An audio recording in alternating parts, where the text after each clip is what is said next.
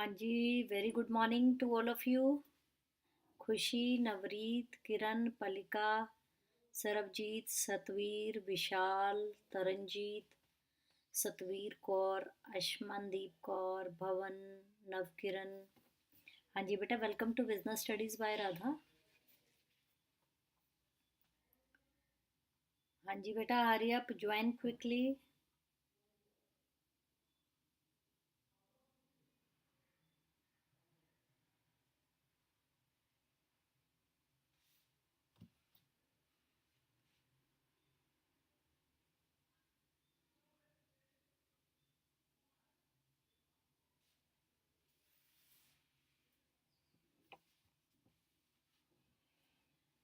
हाँ जी,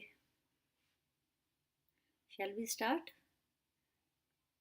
or we can wait for some other students so that they can join? हाँ जी, Janvi, good morning.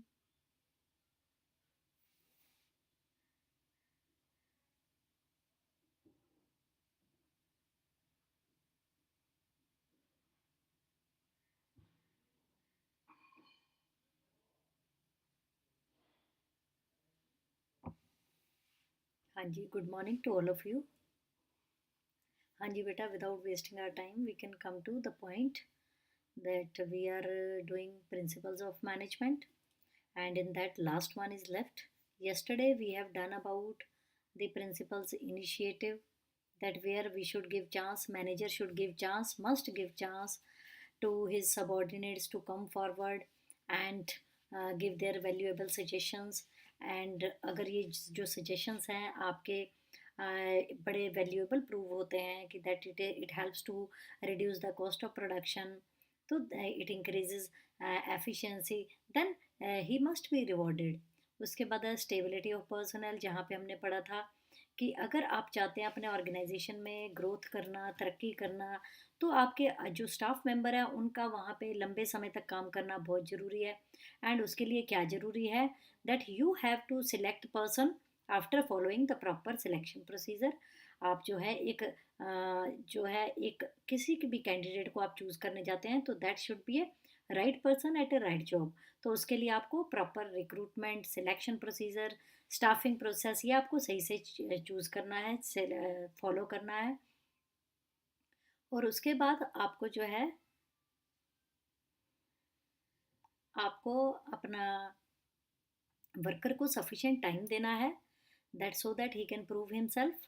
तो ये तभी हमारे जो है we are able to minimise the labour turnover. Labour turnover क्या है कि number of people are living your job. अगर ज़्यादा लोग आपके ऑर्गेनाइजेशन छोड़ के जा रहे हैं, if this labour turnover is high, that is not good for the business, because it will give them cost only. चाहे वो आपको दोबारा से एडवर्टीजमेंट करना पड़ेगा, रिक्रूटमेंट करनी पड़ेगी, और उसके बाद आपको सिलेक्शन करनी पड़ेगी, फिर इंडक्शन ट्रेनिंग होगी, so many things are there. It is a wastage of time, efforts and money.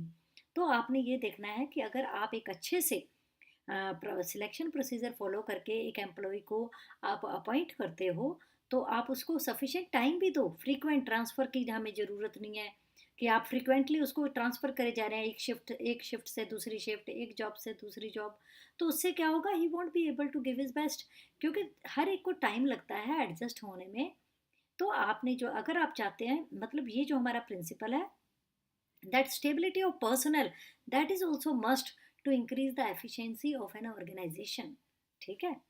उसके बाद हमने एक और पढ़ा था, that is equity. Equity that is simple, that there is एक ऐसा एनवायरनमेंट बनाना अपने ऑर्गेनाइजेशन में जहाँ पे किसी भी तरह का कोई भी डिस्क्रिमिनेशन ना हो। That means equal treatment, equal job opportunities, equal growth opportunities, और equal that that fair wages according to the job. तो ये क्या सारी चीज़ें जो है, अगर इक्वालिटी वहाँ पे होगी, अगर आप कोई वहाँ पे अपने ऑर्गेनाइजेशन में किसी भी तरह का डिस्क्रिमिनेशन नहीं करते हैं, तो वो जो है आपके जो है आपका जो एम्प्लॉय है आपको तब अपना पूरा मैक्सिमम बेस्ट देने की कोशिश करेगा, क्योंकि उसको लगता है कि यहाँ पे कोई भी फेवरेटिज्म नहीं होता है, पार्शियलिटी नहीं होती है। तो that is the most important principle in the in R chapter. और यहाँ पे अगर आप सबके साथ फेयर करना चाहते हो तो उसमें मैनेजर की एक गुड सेंस और एक्सपीरियंस बहुत मायने रखता है। ठीक है। उसके बाद हमने ऑर्डर पढ़ा था। ऑर्डर में था कि there should be a fixed place for everything and everyone. मतलब चाहे वो आपका जो मटेरियल है, चाहे फिजिकल रिसोर्सेज हैं, उसके लिए भी एक फिक्स प्लेस होना चाहिए जो कि आपकी एफिशिएंसी को बढ़ाता है। और जो आपके एम्प्लॉयज़ हैं, वर्कर्स हैं, स्टाफ मेंबर्स हैं, उनके लिए भी फिक्स्ड प्लेस होना चाहिए। उनके कैबिन, उनकी सीट, उनका वर्किंग स्टेशन वो आपका फिक्स होना चाहिए। तो ये जो है मतलब ऑर्डर, सारी चीज़ें ऑर्डर में होनी चाहिए, सीक्वेंस में होनी चाहिए, अपने प्लेस पे होनी चाहिए। तो जिससे क्या है, हमारा वेस्टेज ऑफ टाइम जो है वो नहीं होगा। तो यहाँ पे मटेरियल ऑर्डर है, सोशल ऑर्डर। मटेरियल ऑर्डर हमने कहा था अपना फिजिकल रिसोर्सेज की बात, और सोशल ऑर्डर हमने कहा था लोगों की बात, जो एम्प्लॉयज़ की बात है, स्टाफ मेंबर की। तो ये हमारे कल के थे। अब हमारा लास्ट प्रिंसिपल ऑफ मैनेजमेंट जो कि ये है एस्पिरिट डी कॉप्स। हाँ जी, हाँ जी बेटा, एस्पिरिट डी कॉप्स। हाँ जी, welcome to others those who have joined now. हाँ जी, esprit de corps. Union, union is strength और यूनिटी इज स्ट्रेंथ, ये आपने सुना होगा। Contribution of a team is more significant than that of an individual. Team spirit helps in developing an atmosphere of mutual trust and understanding। तो अब हम इस principal में बात करेंगे टीम स्पिरिट की। तो एस्पिरिट डी कॉप्स का मतलब है team spirit. Students in organization, if there are many departments, many people are working together, many people are working in the organization and all are dependent on each other। एक organisation में अगर बड़े सारे department है, बड़े सारे लोग काम करते हैं, इतना ही सफिशिएंट नहीं, वो लोग जो है एक दूसरे की परफॉर्मेंस पे डिपेंडेंट हैं, then this principle is must, we must use this, we must focus on this. क्यों? देखो, अगर हम बात करते हैं, छोटा वही सिंपल सा एग्जांपल जो हम आगे भी करते हैं। आपका अगर सपोज करो कोई सेल्स का टारगेट आया कि this month we need to sell this much goods, हमें 50,000 गुड्स सेल करनी है। अब ये सेल तब तक नहीं होगी जब तक कि बाकी डिपार्टमेंट आपको पूरा का पूरा अपना परफॉर्मेंस टाइम पे नहीं देंगे। उसके लिए सबसे पहले जो है अपना finance department, he has to arrange finance for purchasing all the things. जब तक वो परचेज सारा फाइनेंस अरेंज नहीं कर सकता, then that purchase department is not able to purchase. Purchase ने सारा रिक्वायर्ड मटेरियल जब तक परचेज नहीं कर लिया, तब तक प्रोडक्शन स्टार्ट नहीं हो सकती, और जब तक प्रोडक्शन नहीं होगी तब तक सेल नहीं होगी। तो ये क्या है, that many departments are there and performance of organization depends upon each department's performance। तो हर एक डिपार्टमेंट की जो परफॉर्मेंस है वो टाइम पे एफिशिएंटली बहुत जरूरी है। तो यहाँ पे क्या काम करेगा, टीम वर्क। मतलब एक दूसरे के साथ मिलके काम करना। अगर देखो, एक जैसे मैंने मैंने कोई पेंटिंग बनानी है, ठीक है, या कोई शॉल बनानी है, या कोई स्वेटर बनाना है, तो वो मेरे उसमें क्या है, सिर्फ मेरी एफर्ट्स चाहिए, मुझे किसी के ऊपर डिपेंडेंट होने की ज़रूरत नहीं है। That is my individual task. तो वहाँ पे मुझे किसी को साथ देने की या टीम वर्क की ज़रूरत नहीं है। लेकिन जब हम बात करते हैं, 1 मिनट,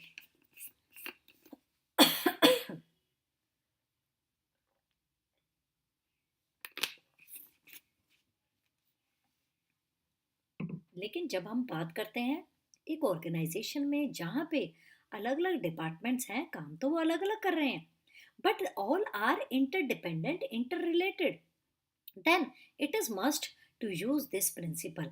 तो यहाँ पे हम टीम वर्क को ज़्यादा प्रेफरेंस दें, टीम वर्क को हम इम्पोर्टेंस दें, क्योंकि यहाँ पे एक इंडिविजुअल की परफॉर्मेंस की बात नहीं हो रही है। Management should promote team spirit, unity, harmony among employees. अब देखो, जैसे एक सिंपल सी बात है, आप सब क्लास में बैठे हो, एक टीचर आता है आपको पढ़ाने के लिए, तो वहाँ पे जब तक आप सब के सब आराम से कंसंट्रेट करके नहीं बैठेंगे, तब तक वहाँ पे क्लास में वो एक हेल्दी एनवायरनमेंट नहीं होगा, पढ़ने वाला एनवायरनमेंट नहीं होगा। चाहे उसमें कोई एक ही जो स्टूडेंट है वही कोई किसी भी तरह की इनडिसिप्लिन क्रिएट कर रहा हो, चाहे वो 2 हैं चाहे वो 4 हैं, तो यहाँ पे क्या है, दैट मीन्स आपको जो है, अगर आप अच्छी परफॉर्मेंस चाहते हो तो आपको टीम वर्क के लिए चलना पड़ेगा, आपको एक दूसरे से मिलके चलना पड़ेगा, एक दूसरे को सपोर्ट करनी पड़ेगी, कोऑपरेट करना पड़ेगा, यहाँ पे कोऑर्डिनेशन की ज़रूरत है। तो management should promote a team work and I should be replaced by we. देखो जब हम, देखो सेल्स का टारगेट अभी मैंने तो आपको बताया कि 50,000 यूनिट्स जो है बनानी है, सेल करनी है।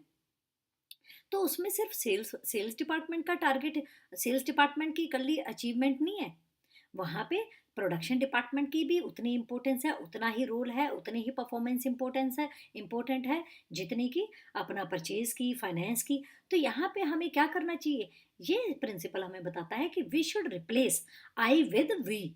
हमें यहाँ पे वी पे इम्पोर्टेंस करनी चाहिए, हमें वी पे फोकस करना चाहिए, ना कि आई पे। आई का मतलब मैंने सब कुछ किया, भाई आपने कैसे किया? आप अगर परचेज डिपार्टमेंट में हो, आपने परचेज डिपार्टमेंट में परचेजेस सही से की, तो लेकिन प्रोडक्शन डिपार्टमेंट प्रोडक्शन की टाइम पे और बिल्कुल सही according to the targets, finance department ने टाइम पे आपको फंड्स ला के दिए, तो how you can say this is done by me only, this achievement is because of me. तो यहाँ हमें क्या करना चाहिए, we should replace I with we. This will give rise to spirit of mutual trust, unity, harmony, belongingness among workers. तो यहाँ पे हमारे को टीम वर्क को इम्पोर्टेंस देनी चाहिए। जैसे सपोज करो मैनेजर है, मैनेजर जाके अगर कहे कि हाँ जी जो भी टारगेट कंप्लीट हुआ वो मेरे करके हुआ, जो बाकी की टीम थी, मैनेजर के अंडर जो वर्कर्स काम कर रहे हैं, क्या उनका कोई कंट्रीब्यूशन नहीं था? तो यहाँ पे मैनेजमेंट और वर्कर सबको एक टीम की तरह मिलके चलना पड़ेगा, ठीक है? तो as a team you have to work. Management should promote team spirit of unity, harmony among employees, especially in large organization working under various departments and all are interrelated, all are interdependent. तो यहाँ पे manager should replace I with we during communication with workers to develop team spirit of mutual trust.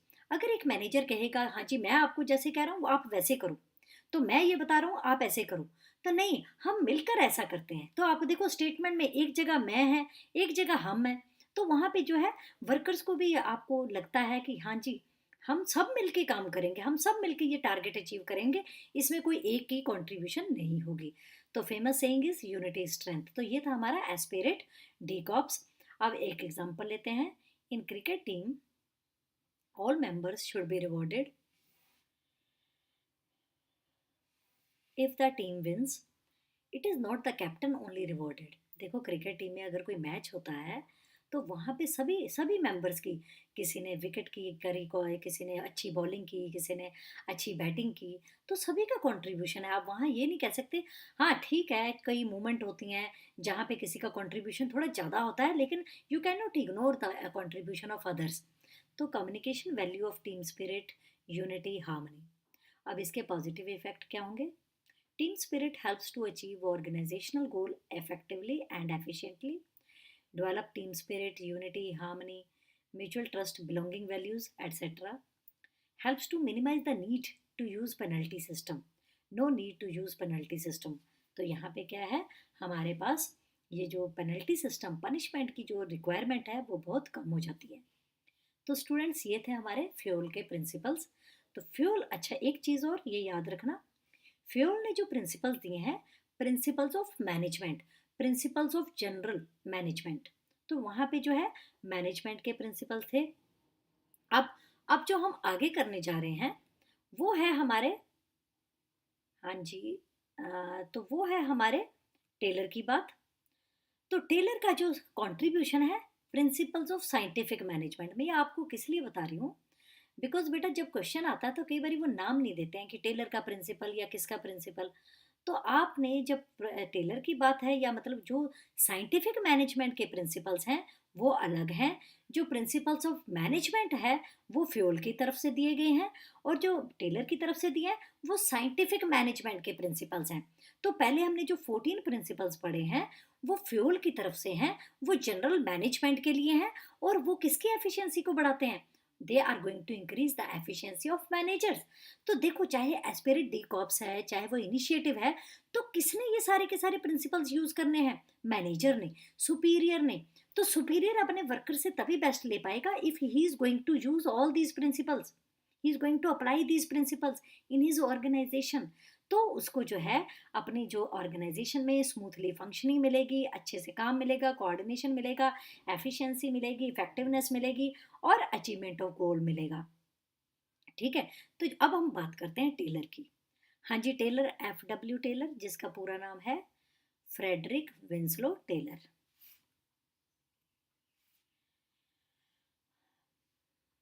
हाँ जी, FW Taylor. हाँ जी, इनकी life 1856 to 1915। He is the father of scientific management. अब ये याद रखना है, वहाँ पे he was the father of management, principles of management, यहाँ पे father of principles of scientific management. He was the American mechanical engineer. He was the author of the principle of scientific management. Scientific management का मतलब क्या है? Scientific management means application of science in management practices। मतलब if you are going to manage any task, you need to apply science। अब वो science कैसे apply करनी है आपको आगे बताते हैं। साइंस का मतलब भी क्या है? FW Taylor advocated a detailed scientific study of each job to determine the best way of doing it।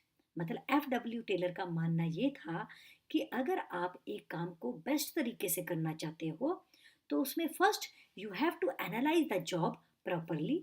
आपको जॉब, जो जो भी जॉब है, जो भी टास्क है जो आपको करना है, उसको पहले अच्छे से डिटेल में उसको अंडरस्टैंड करो, एनालाइज करो। उसके बाद find the best way. Best way, so many ways will be there, कई तरीके होंगे उसको अचीव करने के, लेकिन आपने एक बेस्ट तरीका चूज करना है। तो बेस्ट तरीका आप कैसे चूज करेंगे? जैसे हमने प्लानिंग में किया था, आपने पहले आइडेंटिफाई करना है कौन कौन से तरीके हैं, अल्टरनेटिव कोर्स ऑफ एक्शन, फिर इवेल्युएशन करनी है, फिर आपने सिलेक्शन करनी है, then you will implement.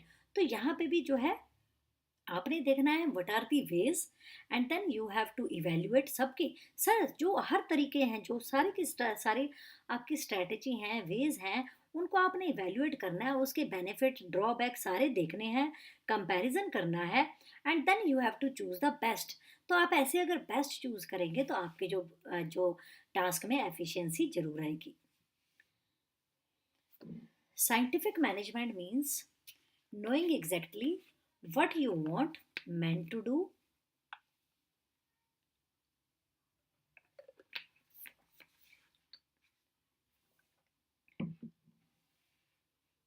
scientific management means knowing exactly what you want men to do and seeing that they do it in the best and cheapest way। अब देखो इसी डेफिनेशन में हमारी सारी बात इसमें आ जाती है कि अगर आप एक अच्छा रिजल्ट चाहते हैं तो सबसे पहले मैनेजर को ये पता होना चाहिए कि exactly what you want man to do, कि आप किस जो अपने वर्कर्स हैं उनसे क्या करवाना चाहते हैं। और यही काफ़ी नहीं, आपने आप क्या करवाना चाहते हैं आपने उनको बता दिया, दैट्स इट नहीं। Seeing that they do it in the best and cheapest वे, मतलब वो जो है सही मैनर में, सही तरीका यूज करते हुए, बेस्ट वे यूज करते हुए उसको चीपेस्ट वे में परफॉर्म करते हैं। मतलब they will perform the task efficiently and effectively. Efficiently का मतलब है दैट चीपेस्ट वे, चीपेस्ट मतलब कॉस्ट बिल्कुल कम आएगी। By using the all the resources, by using all the resources wisely you are able to reduce the cost. और वो wisely कैसे होगा? अगर आपने एक ट्रेंड वर्कर, परफेक्ट पर्सन आपने अपॉइंट किया, उसके बाद उसको राइट टास्क आपने दिया उसकी कैपेबिलिटी स्किल्स के हिसाब से, तो वो जो है अपने रिसोर्सेज को वाइजली यूज कर पाएगा। उससे क्या होगा? वेस्टेज कम आएगी, वेस्टेज कम आएगी, एफिशिएंसी होगी। और दूसरा बेस्ट वो अपना कैसे दे पाएगा? इफेक्टिवली, टाइम पे कर पाएगा वो, क्योंकि he is perfect in his task and on repeatedly basis, on regular basis he is performing the same task. तो फिर तो हमारी एफिशिएंसी और इफेक्टिवनेस दोनों ही आएंगी। तो साइंटिफिक मैनेजमेंट का मतलब है पहले आपने ये देखना है कि what you want man to do and seeing that they do it in the best and cheapest way. This is the that definition given by FW Taylor. FW Taylor का पूरा नाम है फ्रेडरिक विंसलो टेलर। अब हमारे scientific management, इसका M क्या है, purpose क्या है, ऑब्जेक्टिव क्या है? It helps to increase the production by the use of standardized tools, methods, devices. अब देखो यहाँ पे जो टेलर का कहना है कि वर्कर्स जो भी टूल्स यूज़ करेंगे, जो भी मेथड्स यूज़ करेंगे, डिवाइसेस यूज़ करेंगे, वो स्टैंडर्डाइज होने चाहिए। उसके बाद it helps to use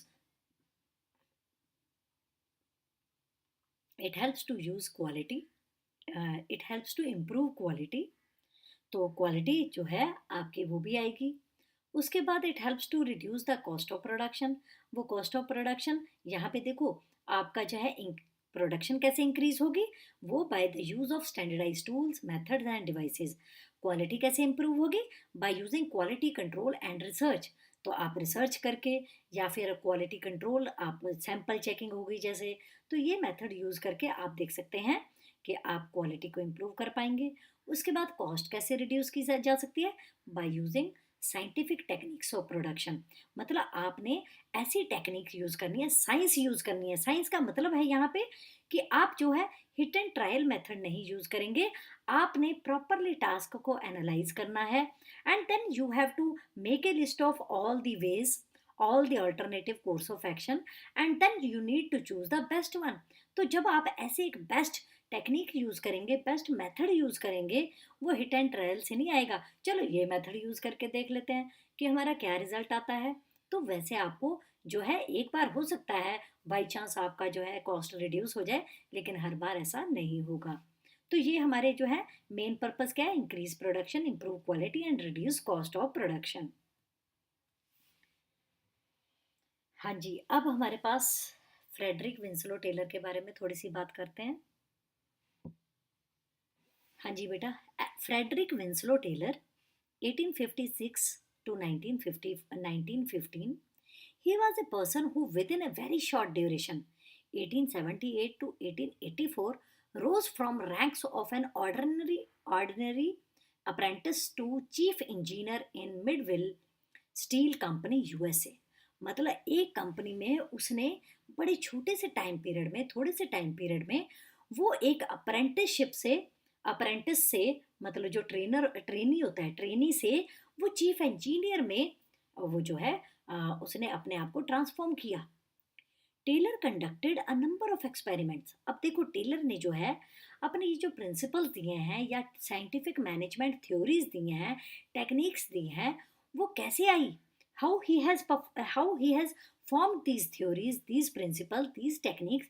He conducted a number of experiments and came to conclusion that workers were producing much less than the targeted standard task. उसने मतलब एक्सपेरिमेंट करके उसने ये नतीजा निकाला कि जो वर्कर्स हैं वो अपना, अगर आप उनको सही तरीका नहीं बताते, साइंटिफिक मेथड्स ही नहीं यूज़ करते, तो क्या है, वर्कर्स जो हैं जो आपकी एक्सपेक्टेशंस हैं उससे बहुत कम प्रोड्यूस करते हैं या करेंगे। दूसरा, मैनेजमेंट और वर्कर का जो रिलेशनशिप है वो बड़ी कहो कड़वी सी है, कि जहाँ पे both are standing against each other, जो एक दूसरे के खिलाफ खड़े हैं। मैनेजमेंट जो है चाहती है बेस्ट लेना अपने एम्प्लॉय से और उनको कम पैसे देना, कम रिवॉर्ड देना या वेजेस ना कम देना, और वर्कर्स चाहते हैं कुछ काम करना ना पड़े, ज़्यादा से ज़्यादा सैलरी मिले। तो फिर इसमें जो है क्लैशेस होंगे।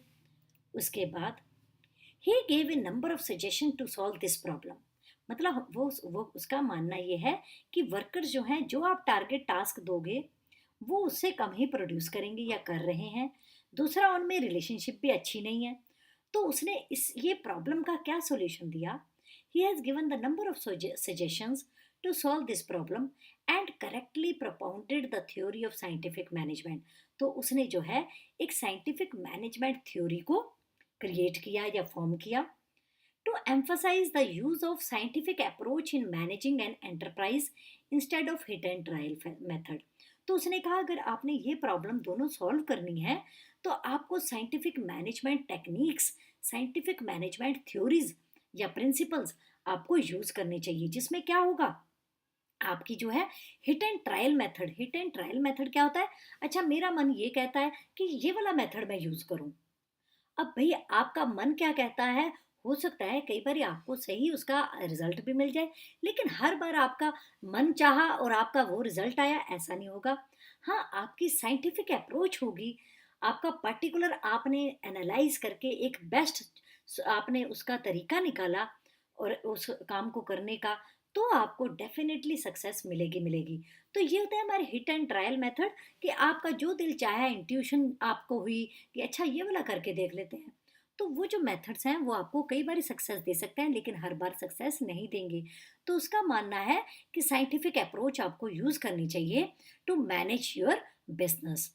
For his contribution, he is well known as the father of scientific management. तो आपको बेटा ऐसे एमसीक्यू में क्वेश्चन आ सकते हैं कि who is the father of principles of management, that is Henri Fayol. Who is the father of scientific management, F W Taylor, Frederick Winslow Taylor. तो ये ऐसे क्वेश्चन एक नंबर के आपको आ सकते हैं। उसके बाद scientific management attempts to eliminate waste to ensure maximum production at minimum cost.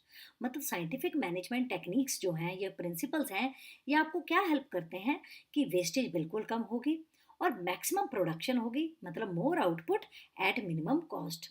अच्छा, एक ये लाइन है जो मैंने हाईलाइट की है, ये जो लाइन दे के आपको पूछ सकते हैं, आपको मतलब who has given this theory है ना, उसके बारे में लिखो, उसके प्रिंसिपल को ही एक्सप्लेन करो। तो scientific management means knowing exactly what you want from others will do and to see that they will do in the best and cheapest manner।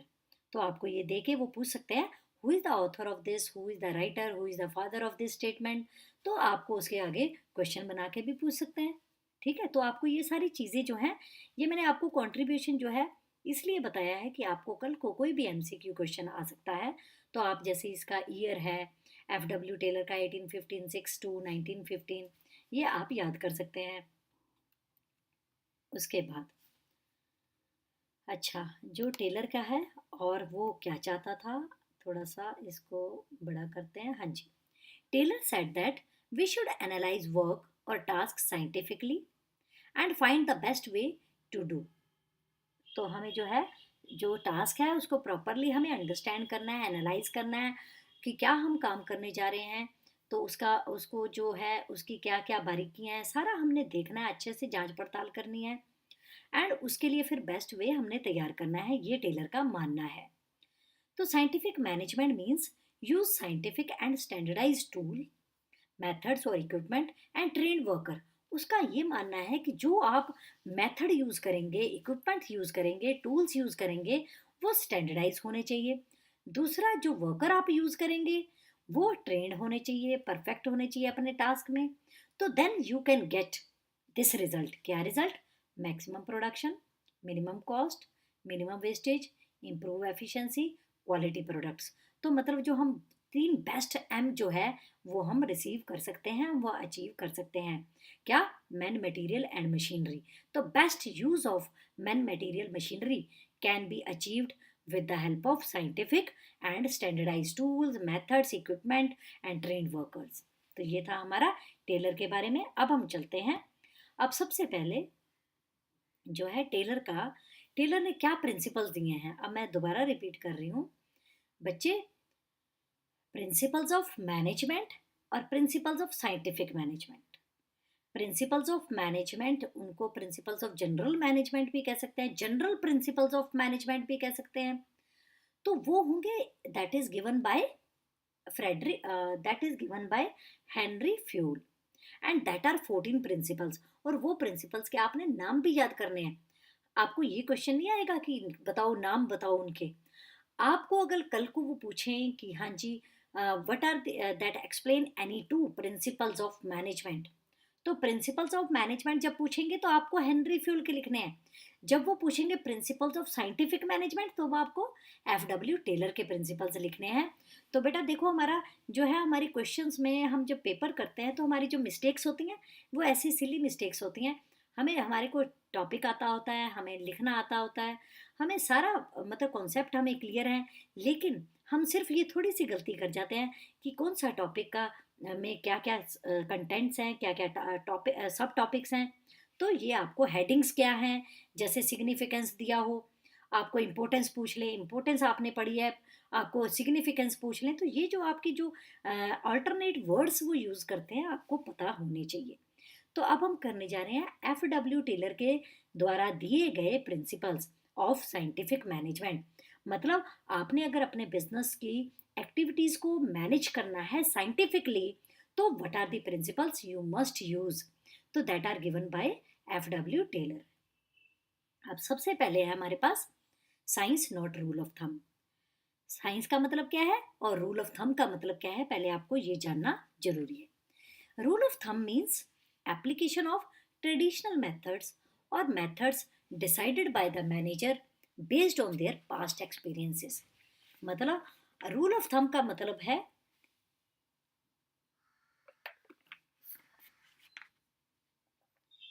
कि आप वो मेथड्स यूज करने जा रहे हो जो कि आप कई सालों से यूज करते आ रहे हो, या फिर आपका मन चाहा कि ये मेथड यूज करें, आपको इंट्यूशन हुई आप ये मेथड यूज करें, या आपके पास्ट एक्सपीरियंस के बेस पे आपने कहा यही मेथड यूज करते हैं। This is called rule of thumb. तो आप सोचिए, ठीक है, आप जो कई सालों से मेथड यूज करते आ रहे हैं, जैसे हमारा फास्ट चेंजिंग टेक्नोलॉजी है, फास्ट चेंजिंग बिजनेस एनवायरनमेंट है, क्या हमारे वो ओल्ड ट्रेडिशनल मेथड्स क्या अभी भी काम करेंगे? ठीक है, कई जगह कर सकते हैं, लेकिन कई जगह हो सकता है ना करें। और कुछ मेथड्स जो है आपके पास्ट एक्सपीरियंस के बेस पे, जो हमारी सिचुएशन है एट प्रेजेंट है, हो सकता है उसमें बिल्कुल फॉलो करें, बिल्कुल अच्छे से अप्लाई हूँ।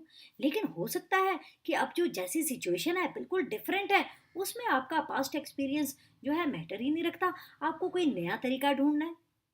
अब जैसे हम बोर्ड और मार्कर से पढ़ाते थे, ठीक है, बोर्ड और मार्कर से पढ़ाते थे। आज देखो कोविड-19 ने बिल्कुल चेंज कर दिया। ठीक है, वो चलेगा मेथड, लेकिन सिचुएशन अब कैसी है? Online study. तो we have to take help of this. तो मतलब आपका जो पास्ट एक्सपीरियंस है, हाँ जी, बोर्ड पे अच्छे से समझ आता है, बोर्ड को हम यूज करते हैं, मार्कर को यूज करते हैं, उससे पढ़ाते हैं। लेकिन हमारी वो था, हमारे जो है फेस टू फेस क्लासरूम में एक टीचिंग, तो ये जो है इसको कहते हैं हम रूल ऑफ थंब। तो all these methods are often untested and unscientific, they do not guarantee success. ठीक है, सक्सेस मिलेगी, लेकिन हर बार नहीं मिलेगी। तो ये यहाँ पे आप देखिए, this is the traditional method of threading a needle. हम यही करते थे। और आज क्या है, आपके लिए इंस्ट्रूमेंट है which will help you to thread a needle. तो ये देखिए, तो that means that ways are changing, and according to situation, according to time, according to requirement, we need to use the method. हम ये नहीं कहते हैं ट्रेडिशनल मेथड यूज ही नहीं करने हैं। आपका जो मन कहता है, आपका जो दिल कहता है, जो आपको इंट्यूशन होती है, या आपकी जो पास्ट एक्सपीरियंस है, वो आपने यूज ही नहीं करना है। हाँ, आपने यूज करना है, लेकिन आपने देखना है सिचुएशन को, टास्क को एनालाइज करना है, and then you have to use the particular method, चाहे वो ट्रेडिशनल हो, चाहे वो आपका पास्ट एक्सपीरियंस का हो, चाहे वो इंट्यूशन का हो, लेकिन according to the requirement, according to the condition, according to the situation, after analysing the particular task. अब ये तो था रूल ऑफ थंब। भाई आप अपनी मर्जी से कोई भी मेथड आप चूज करते हो, लेकिन टेलर का क्या मानना है? अब साइंस का मतलब क्या है? साइंस का मतलब है, यहाँ पे पहले हम नीचे लाइन पढ़िए, analyse task and select best method. आप टास्क को प्रॉपरली एनालाइज करिए, उसकी पूरी अच्छे से रिसर्च कीजिए, जांच पड़ताल कीजिए, ठीक है, उसके बारे में जानिए क्या टास्क है, तो उसके करने के क्या क्या मेथड्स हैं, और उनमें से बेस्ट मेथड कौन सा है, ये हमारा कहलाता है साइंस। मतलब रूल ऑफ थंब में क्या आया? Take decision according to personal judgement, intuition, hit and trial method. लेकिन साइंस में क्या आया? Analyse task properly, in detail, and select best method. तो आप देखो दोनों में क्या डिफरेंस है। अगर रूल ऑफ थंब है, that does not give you guarantee of success, ठीक है, लेकिन यहाँ पे जो साइंस है, यहाँ पे अगर आप एक टास्क को प्रॉपरली एनालाइज करते हो और उसके लिए एक बेस्ट मेथड चूज करते हो, तो definitely success will be there. ठीक है, वो चांसेस जो हैं, ठीक है, अगर 100% नहीं, 99 हो जाएंगे, 95 टू 100 हो जाएंगे। लेकिन अगर रूल ऑफ थंब है, तो हो सकता है 0 भी हो जाए, 50% हो। तो आप तो इतना इतना जो डिफरेंस है नहीं चाहते हैं। तो टेलर का क्या कहना है? There should be scientific study and analysis of each element of a job, each part of a job, in order to replace the old rule of thumb approach और हिट एंड मिस मेथड। तो मतलब वो कह रहे हैं कि हर एक task को आपने अच्छे से एनालाइज करना है, उसको आपने रिप्लेस करना है किससे, रूल ऑफ थंब से, जहाँ पे हिट एंड मिस, मतलब आपने अपनी मर्जी से कोई भी, आपने पर्सनल जजमेंट से आपने कोई भी मेथड यूज़ किया और उससे हो सकता है आपको सक्सेस मिल जाए, एक बार मिल जाए, दो बार मिल जाए, लेकिन हर बार मिले, it is not possible. We should be constantly experimenting to develop new techniques which make the work much simpler, easier and quicker. तो हमें एक्सपेरिमेंट करते रहना चाहिए। आप देखो जो है बड़ी बड़ी फर्म्स हैं, they are spending lot of money at present, they are spending lot of money on research and development.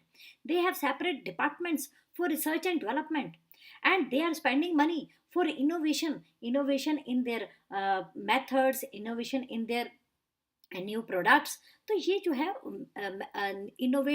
Innovative ways to run the business, तो ये सारे एक्सपेरिमेंट करते रहेंगे, तभी हम अपने जो फास्ट चेंजिंग जो हमारा एनवायरनमेंट है उसमें हम सरवाइव कर पाएंगे। To increase organizational efficiency, managers should select the best method by analyzing work scientifically, which result in saving time, energy and efforts. तो अगर आप ये लाइन याद करके भी अपने आंसर में लिख देते हैं, सिलेक्ट करते हैं, तो आपके लिए वो बिल्कुल सही होगा। मतलब अगर आप ऑर्गेनाइजेशन में एफिशिएंसी बढ़ाना चाहते हैं, तो मैनेजर को क्या करना चाहिए, he must select the best method. और वो कैसे होगा, by analysing the work scientifically and which result in saving time, energy and efforts. Select best way to do the task by applying scientific analysis and not by intuition or hit and trial method. Example देखो आपके पास example है, to load iron sheets into boxcars must plan scientifically which will save time and human energy. अब देखिए आपके पास example है कि आपने ion sheets को लोड करना है। आपको पता आयन शीट्स जो होती हैं बड़ी हैवी भी होती हैं, दूसरा वो रिस्की भी है क्योंकि उसकी शार्प एजेस होते हैं। तो अब आपने उसको कार में उसको लोड करना है, ट्रक में या किसी भी लॉरी में लोड करना है। तो अब देखो आपके पास एक है, आपके पास कितनी क्वांटिटी है उसकी, ये मायने रखता है कि आपने कितनी शीटें लोड करनी है, आपके पास कितना टाइम है, और उसके लिए आपके पास लेबर कितनी है, और उसको करने का तरीका, अगर आप लेबर यूज़ करते हो कितना टाइम लगता है, कितनी कॉस्ट आती है, how many people you need to use. और अगर उसका तरीका एक भी है, that with the help of machine, that you can go for this. आप देखिए, आपने देखा होगा जब हम विजिट करते हैं वहाँ पे मेट्रो, जलंधर मेट्रो में, वहाँ पे आप देखो छोटी छोटी वो जो है वो आप कहें कि वो मशीन्स ही हैं, मशीन कहेंगे या व्हीकल्स हैं, जो कि लोड और अनलोड करने में वो क्रेन की तरह काम करते हैं। वो बड़े बड़े लार्ज बॉक्सेस को उठा के, ठीक है, that is operated by human being, वो ऑपरेट करते हैं लोग। लेकिन जो है वो जितना हैवी बॉक्स है, और जिस डिस्टेंस पे ऊपर ऊपर तक आप देखेंगे वो उन्होंने बड़े बड़े बॉक्सेस रखे हैं। तो आपका ये प्लान है कि आप जो है अगर ह्यूमन रिसोर्सेज यूज़ करते हैं, तो आपको क्या कॉस्ट आएगी, कितना टाइम लगेगा। तो वहाँ पे मेरे को लगता है कि उनका ये साइंटिफिक प्लान होगा कि अगर देखो सबसे पहले आपको वो हैवी बिग बॉक्सेस सबसे ऊपर रखने हैं। सबसे ऊपर रखने के लिए आपको कोई ना कोई पौड़ी वगैरह स्टेयर तो चाहिए चाहिए, है ना। अगर आप ह्यूमन बीइंग यूज़ करते हैं, आप लेबर यूज़ करते हैं, तो आपके लिए क्या है, अब अगर आपने वो उसकी जगह क्रेन यूज़ करते हैं, वो जो व्हीकल्स छोटे से जैसे ट्रैक्टर टाइप से वो होते हैं, मशीन्स होती हैं, तो वो जो है आपका 1 मिनट में वो लोड कर देंगे, आपका जहाँ पे आपने ऊपर रखना है सामान रख देंगे। तो आपने ये साइंटिफिकली प्लान करना है, which method will be best to perform your task. और उसके लिए आपने ये नहीं करना चलो जी कोई नहीं, ये आप ऐसे कर लो, ऐसे करके देख लो। वो आपने, अगर आपका रेगुलर बेसिस पे कोई टास्क है, आपने वो परफॉर्म करना है, तो आपको उसके लिए सही बेस्ट मेथड यूज़ करना पड़ेगा, जो कि आपकी एनर्जी, एफर्ट्स और टाइम को बचाएगा। Observe each part of work and select best way to do it. At present, use of internet has brought good improvement in internet efficiencies and satisfaction of customer। ये भी example है। तो ये था हमारा पहला principle, principle of scientific management, that is science. अच्छा, इसको पढ़ना कैसे, कई बार बच्चे कहते हैं science not rule of thumb. आपने पढ़ना है science not rule of thumb, मतलब ये दो सेपरेट चीजें हैं। कि टेलर का कहना है कि साइंस यूज करो, नॉट रूल ऑफ थंब, तो आपने इस तरह से पढ़ना है। क्योंकि कई बार मैंने बच्चों को देखा है कि वो जब पढ़ते हैं तो सही से नहीं, देखो कॉमा में यहाँ पे आपने ऐसे ही करना है, हार्मनी नॉट डिस्कॉर्ड। तो यहाँ पे क्या है, आपको उसी से पता लग जाएगा कि हमारे को कॉन्फ्लिक्ट्स नहीं चाहिए, हमें क्या चाहिए, हार्मनी। तो that means that is given by F W Taylor. अब हमारा सेकंड है harmony not discord. There should be complete harmony. Harmony का मतलब है अच्छे अच्छे रिलेशन, गुड रिलेशन किसके बीच में, between management and workers. There should be complete harmony between management and the workers. This can be achieved through a change in the attitude of workers and the management. Taylor called it as mental revolution. देखो, हर एक का, चाहे हम बात करें management की या उसको मैनेजर कह लो, एंड सबॉर्डिनेट, सुपीरियर और सबॉर्डिनेट कह लो, या मैनेजर और वर्कर कह लो, ठीक है। अब आप देखेंगे कि दोनों का एटीट्यूड जो है वखरा वखरा है, उनकी एक्सपेक्टेशंस डिफरेंट है। मैनेजर चाहता है कि मुझे कम से कम लेबर में, कम से कम कॉस्ट में जो है मेरा जो है टारगेट अचीव हो जाए, और मुझे सैलरी वेजेस कम देने पड़े, रिवॉर्ड कम देना पड़े। जो वर्कर्स हैं वो चाहते हैं कि हमें काम जो हम कर रहे हैं उसके बेस्ट वेजेस हमें मिले, काम कम से कम करना पड़े। अब दोनों का एटीट्यूड जो है डिफरेंट है। अब इसमें करना क्या है, अच्छा, अगर मैंने एक और चीज़, if a manager think I am only the person, I am only the best, मेरी ही ऑर्गेनाइजेशन में इंपॉर्टेंस है, मैं ही सब कुछ हूँ, वर्कर्स कुछ भी नहीं। और वर्कर्स कहें कि हमारे, हम ही तो सारी हेल्प करते हैं, सभी तो हम सारे, हम ही तो सारे काम करते हैं, सारी की सारी प्रोडक्शन हमसे होती है, ये मैनेजमेंट का क्या है, जस्ट ऑर्डर दिए और बात खत्म। तो सारा प्रॉफिट कमाने में कंट्रीब्यूशन किसका है, हमारा ही है। तो अब अगर मैनेजमेंट और वर्कर्स एक दूसरे के अगेंस्ट हमेशा खड़े रहेंगे, तो then you are not able to achieve the target. अब उसमें क्या है, दोनों को ही लॉस होगा।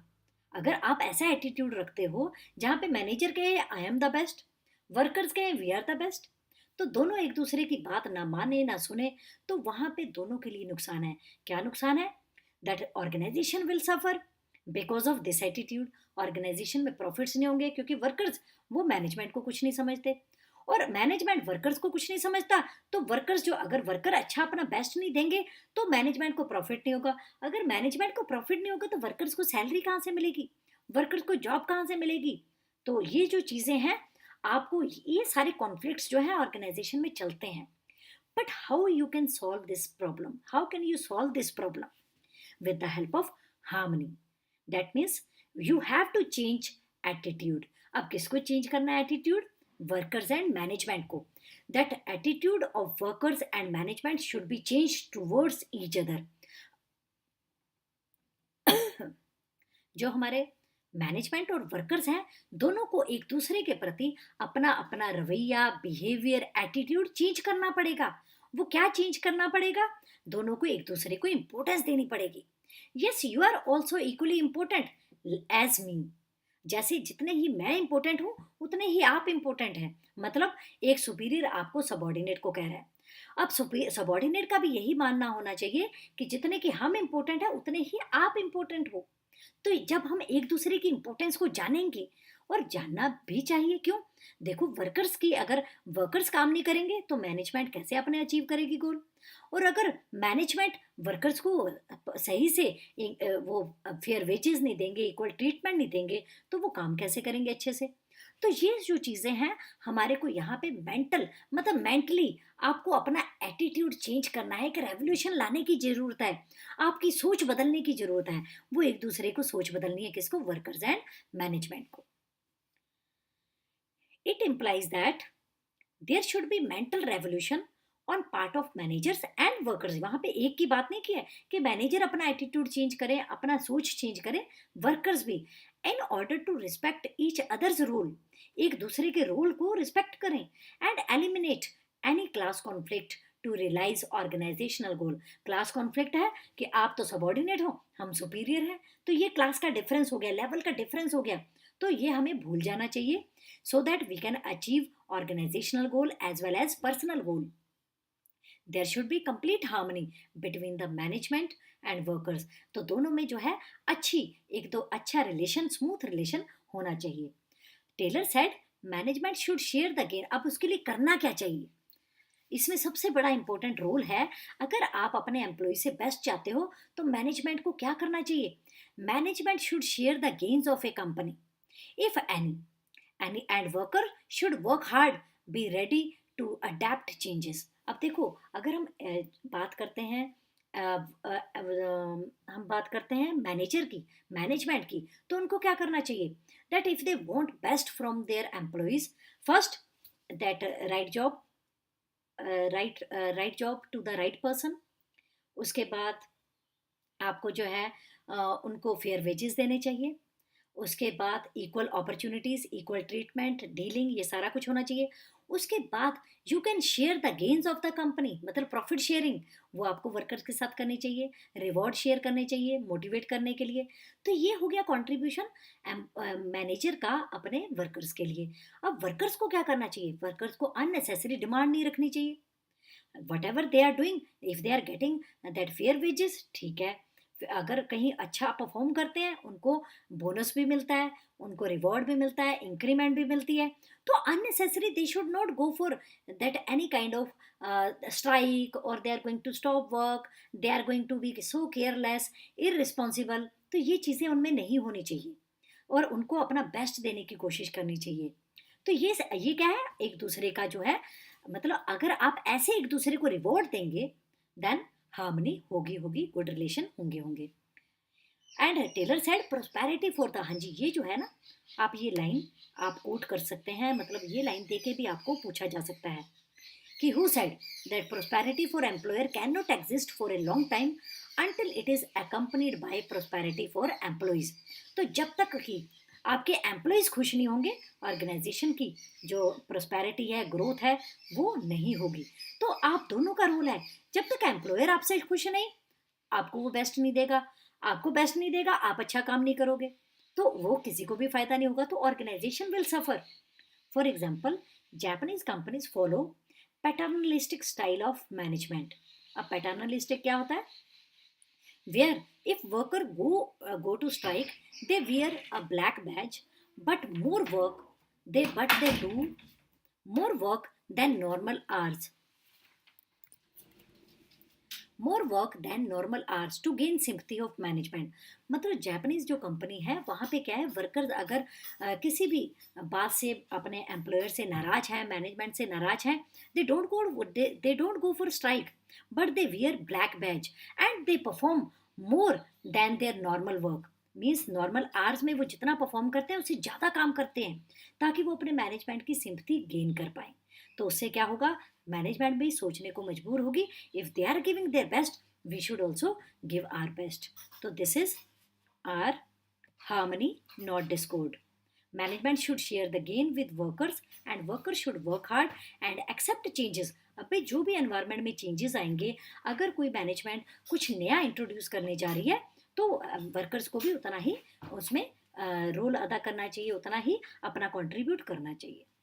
तो स्टूडेंट्स, आज के लिए इतना ही काफ़ी। आप ये प्रिंसिपल्स अच्छे से पढ़िए, तो कल हम कंटिन्यू करेंगे। तो ओके, थैंक यू।